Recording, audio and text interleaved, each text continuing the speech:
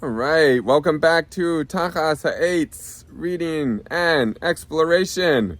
We are continuing today on Better Than Before, the Yom Kippur book. Actually, that's backwards. The Yom Kippur book, Better Than Before, Part 2. Last time, we spoke all about the history of Yom Kippur. Now we're going to get into the technicalities, how to celebrate Yom Kippur. And this part is illustrated by Dia Gagari. And you can see some difference in the illustration if you compare it to the first part, but not so important. It's also written by Minna E. Gordon and Dasi Prus, who I send my thanks to again for their beautiful books. Here's step 1. Number 1 that you can do to celebrate Yom Kippur, ask forgiveness. Before Yom Kippur, we stop to think of how we've acted all year long. Then we decide how we'll fix whatever we've done wrong. You could see here girls that are fighting with each other. I think they're fighting. I'm not a girl, but maybe a girl could tell me if that's how they fight. I'm not sure. But here she's thinking, I really should make up. And here, these two boys, I guess he feels really bad that they played soccer wrong, because you're supposed to play soccer with your feet, and they're playing it with their hands. Maybe that's what they're upset about, or maybe they're fighting over the ball. That's probably it. That's probably it, because you don't have to do tshuva on Yom Kippur for playing soccer the wrong way. That's not an avera. You don't have to do that. So it must be that they're fighting. We ask others to forgive us. I'm sorry is what we say. And we forgive those who've hurt us in any kind of way. So it's a two-way street. This comes even before Yom Kippur, because it says in the holy books that if a person comes to Yom Kippur and he did a lot of mean things that year, let's say, to other people, Hashem could say, I could forgive you, but I can't forgive you for hurting another person. You have to go ask them. I can forgive you for not davening or for accidentally eating something not kosher maybe, or I don't know, whatever you want to think of. But if a person was mean to another person, Hashem says, what do you want from me? Go ask that other person. When they forgive you, that's when you know I'll forgive you too. So a lot of times when we're going in the wrong place, we say, oh Hashem, I'm so sorry. I spoke so much Lashon Hara this year. I made fun of so many people this year. I stole so much this year. Man, I had a real year. Hashem says, wrong person, wrong address. You got to go to the people that you hurt and get forgiveness from them. Tzedakah. When preparing for Yom Kippur, grab every mitzvah you can find. We give extra tzedakah to help others and be kind. And you see here, there's all different ways you can give tzedakah. You can give it on an iPad or on a computer or a phone. You could give it to all different pushkas. You could give it straight to a poor person. There's all different kinds of tzedakah. If you don't have money, then you can give tzedakah with your time. You can help someone. Let's say if you have a friend who's having a hard time in class, you could help them out. If you have a friend that's having a hard time making friends, you could help them make a friend. That's tzedakah too. And you see this girl has a big bag. That's something maybe your parents could show you a video of the Lubavitch Rebbe coming to Mincha Erev Yom Kippur. He gives out so much tzedakah. It's a big custom that goes all the way back to the Baal Shem Tov to give before Mincha and Yom Kippur, before Yom Kippur. To give before Yom Kippur and before Mincha of before Yom Kippur, to give a lot of coins and to make a lot of noise when you're giving. If you don't know what I'm doing, I'm mimicking the giving the tzedakah motion. I wasn't just shaking my hand up and down. All right, next thing, Sudas Hamafsekis, the meal before the fast. Did you know that it's a mitzvah to eat before the fast? One meal before Yom Kippur, and one when it ends at last. It's a mitzvah to eat the meal. And it says that whoever eats and is happy on the day before Yom Kippur, Hashem considers it like he fasted, or they fasted, he or she, like they fasted 2 days in a row. The day before Yom Kippur and Yom Kippur, the actual fast. Parents give a bracha to their children, get dressed for Yom Kippur, and choose special clothes to wear. Then parents bless their children to have a good, sweet year. Light the candles. Check the Jewish calendar and make sure the time is right. Girls and women light the candles. Their flames make the world so bright. They cover their eyes with both hands for the 2 blessings that they say. Light and peace fill up their homes as they start off this holy day. And you could see we also light an extra yahrzeit candle. Some people who, if chas v'shalom they're missing someone that they love, if someone that they love passed away, they can light a yahrzeit candle for them. But even just regular people, we light an extra candle on Yom Kippur. It's called a living light. And one of the main reasons that we use it is because we need it by Havdalah after Yom Kippur. When you're older, you'll learn the reason why you need an extra candle after Yom Kippur. Now, here's the big one that everyone knows about. The mitzvah to fast. Fasting means no food or drink the whole Yom Kippur through. When you reach bar or bas mitzvah, you can do this mitzvah too. Phew, so you see, lighting candles, fast starts. Then we go to shul, kol nidre, and then a lot of people say the whole Tehillim. No meal, go to bed. Wake up, no breakfast, go to shul, daven shacharis, daven musaf. No lunch, go back to shul, daven mincha, daven ne'ilah. Then the fast is over. But remember, don't fast unless your parent says it's okay. He says here, bar bas mitzvah. I think every parent knows their child the best when it's safe and healthy. I know some kids who start davening, who start fasting when they're 10 or 11. Some start right at their bar mitzvah. Some do a half day. The main thing is Hashem wants your body to be healthy and strong, not that you should get sick. So, chas v'shalom, don't try and push yourself to fast if it's going to be dangerous. So those are things we do. Those are all things we do. We ask forgiveness. We give tzedakah. Let's see. I want to get all the pictures. We ask forgiveness. It's hard to turn pages. We give tzedakah. We eat a meal. We fast. We get a bracha. We light the candles. Now here's things we don't do. Things we don't do on Yom Kippur.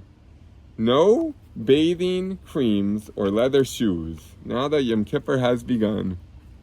It's a special day like Shabbos when everyday work is not done. So you can't take a bath because that a lot of times it feels really nice.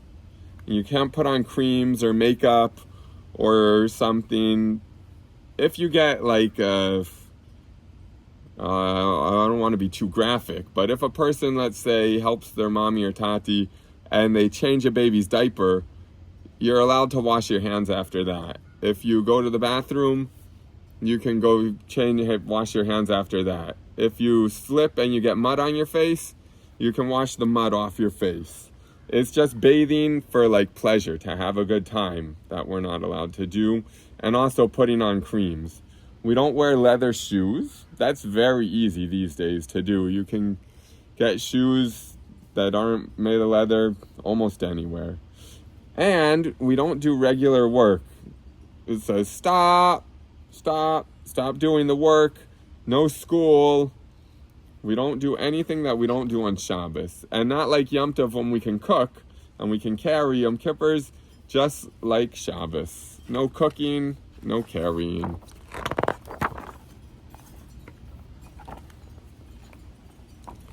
White as angels. This is another thing to do. On this day in Shul, you'll see an awesome sight. The room seems full of angels, since many people dress in white. I just sent my kittel to the dry cleaner. I'm really happy I remembered.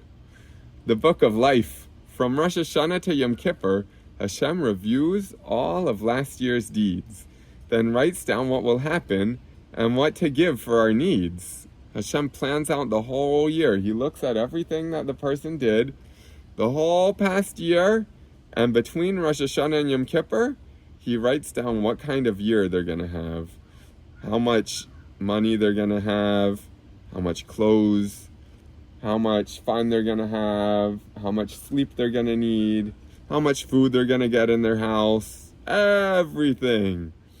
What are they going to learn in school? Everything's planned out.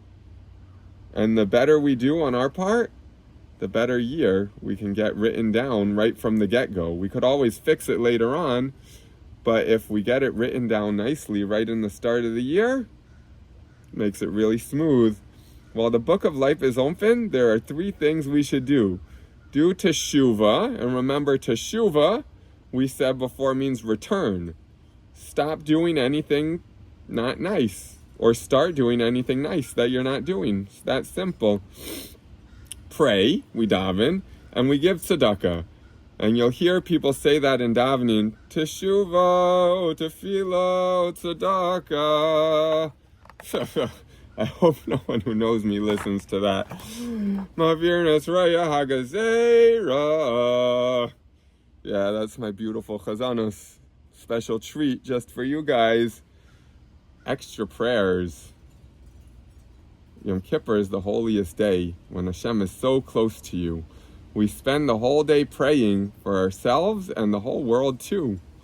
And most days have 3 davenings: Shacharis, Mincha, and Mariv. Special days have 4 davenings: Shacharis, Mincha, Mariv, and also Musaf. I should have said Shacharis, Musaf, Mincha, Mariv. Yom Kippur is the holiest day. It has 5 davenings. It has Shacharis, Musaf, Mincha, and Ne'ilah. I forgot to say Kol Nidre. Kol Nidre, Shacharis, Musaf, Mincha, Ne'ilah. Kol Nidre is the Mariv before. Ne'ilah is before. The prayers of children. Oh, and the 5 davenings, they go together with the 5 levels of your neshama. Nefesh, Ruach, Neshama, Chaya, Yechida. Yechida is the purest part. The purest part that's one with Hashem. It's a piece of Hashem, and it can't get messed up by Averas. So when you bring out the Yechida, that highest level of davening, the Ne'ilah, is when Yechida comes out, maybe, or the whole Yom Kippur. That's what gets rid of the Averas. Now let's talk about the prayers of children. The precious prayers of the children are listened to before the rest. Hashem listens to children davening before everyone else, because there's no static there. There's more concentration. When a child says something, they're not doing it usually to show off or to look like a cool guy. If a child davens to Hashem, it's usually just because they're talking to Hashem. Children, pray with all your hearts, because your prayers are the best.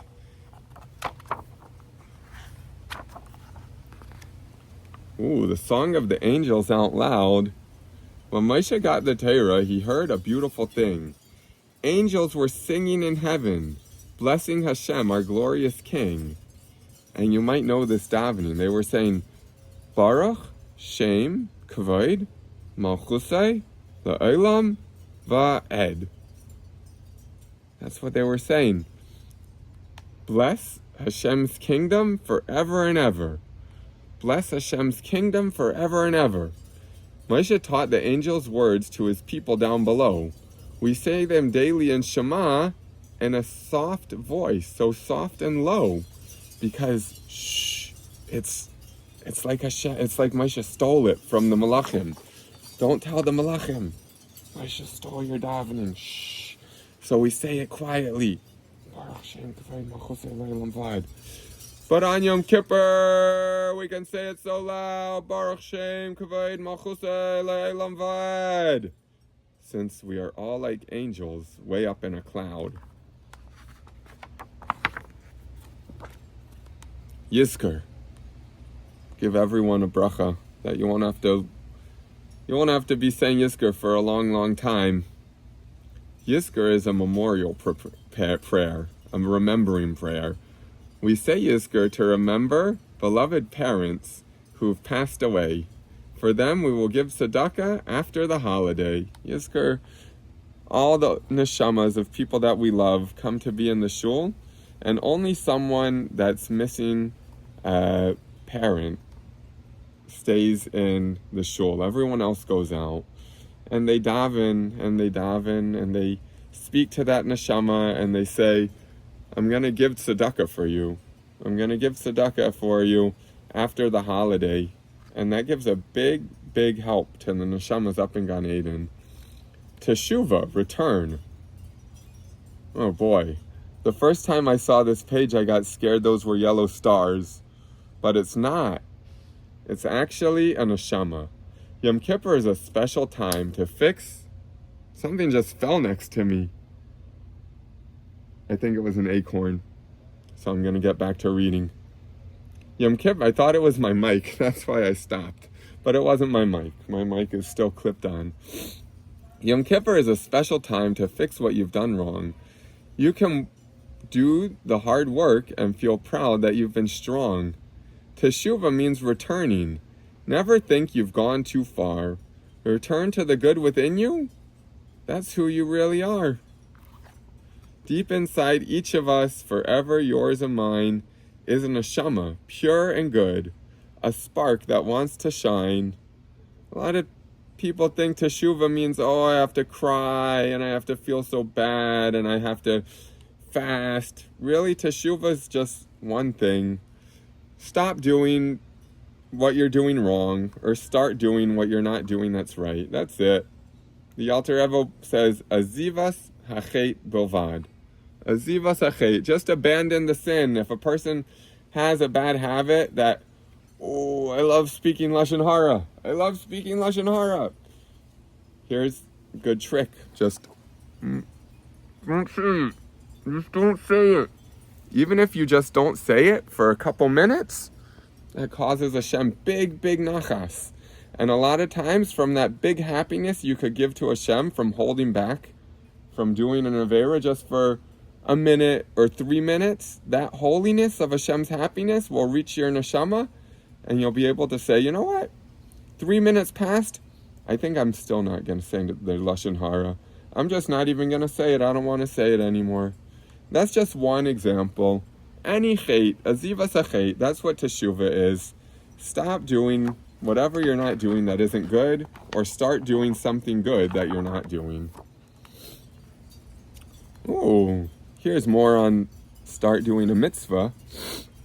Choose a mitzvah to do. And here we can see a big baseball stadium. What? Have you ever played a game where the score was very tight? The bases were all loaded and you tried with all your might? I mean, I haven't. I'm very bad at sports. And if you would really hit that ball, 4 players could all run in. It only takes 1 hit from you, and then your whole team can win. See, the score is tied. 7-7. But if he makes 1 home run, there's a player here, here, and here. If you know baseball, I'm assuming most people know what a baseball diamond is. It goes here, here, here, and here. So if bases are loaded and he makes 1 hit, 1 home run hit, he could get 7. I need my other hand. 8, 9, 10, 11. Bases are loaded. He could get 4 from his 1. So the same thing as our mitzvahs. This world is like that game. Two sides with an even score. Your next good deed might be the one the world is waiting for. You might think, what's the big deal? I say good morning or not. Could be you say good morning. That's the one good thing that the world was waiting for, to cheer someone's day up, to bring Mashiach. Or even if it's not so grand, hopefully it is so grand. But let's say you decide, hey, I'm going to share my tzedakah today. You don't know, that could change someone's day completely.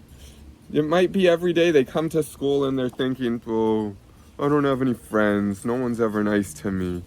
And you're thinking in your head like, oh, look, that guy, he looks a little grouchy. Like, he doesn't look like he wants to get messed with. But really it's because he's sad. I feel so sad. No one wants to talk to me. And then you go over and start a conversation or do something nice or share a toy or share a tzedakah or help them find the place in davening. That could be what makes their whole entire day and the rest of their year. And it could change their life, change their picture of themselves for their entire life. So, whoa, we're almost falling. Tripod, books.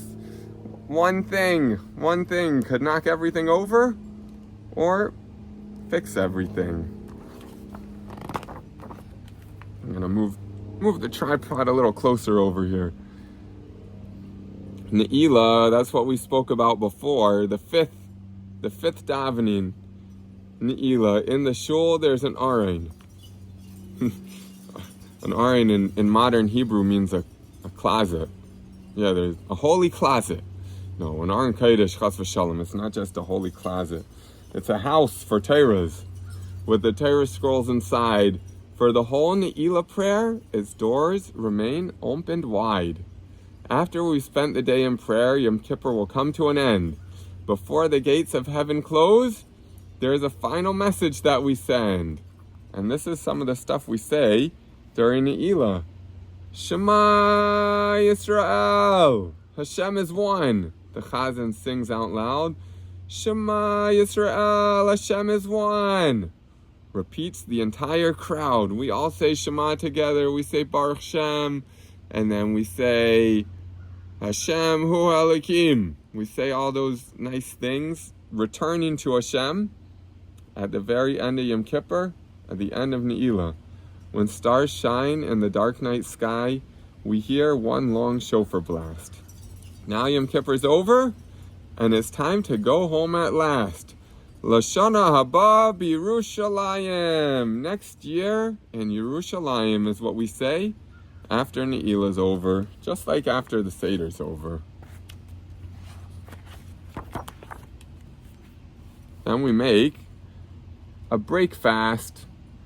Break fast looks very much like breakfast, and I think that's because when we eat breakfast, we're breaking our fast from the night. I'm not sure though, just a theory. We're happy we've been forgiven and blessed with a sweet new year. We celebrate with a joyous meal, with family gathered near. Start the new year with a mitzvah. Right after Yom Kippur's over, we do a mitzvah right away and start to build the sukkah for the next Jewish holiday. Yom Kippur erased our mistakes, and now that they're gone, we're happy and excited to do mitzvahs from now on. A lot of times it's a little late when you get home, and your tati and mommy might not want to build the whole sukkah. So either you could talk about it, you could speak about making the sukkah, you could start taking the supplies out for making the sukkah, you could take out one thing, you can move something. We do something to get ready for sukkahs. It's anyways a good idea because there's not a lot of time to build it. And with that, we're at the end of our book. And again, I would like to thank Dasi Prus and Minna E. Gordon. See, it took me longer to remember Minna E. Gordon because she's only on the Yom Kippur one. Hanukkah is just Dasi Prus and Shoshana Lapine. Shoshana Lapine, where'd you go, Shoshana? We miss you. But it's okay. It's okay. Minna, you did a good job too. My son teacher last year was named Minna, so I'm sure you're great. And with that, I wish you all another Ksiva v'Chasima Teva, Lashana Teva Musuka, and we'll see you next time on Tachas Ha'etz. And just in case you're curious, we are actually Tachas Ha'etz Im. We're under more than one tree. And I think that's why that acorn fell on me. Have a great day.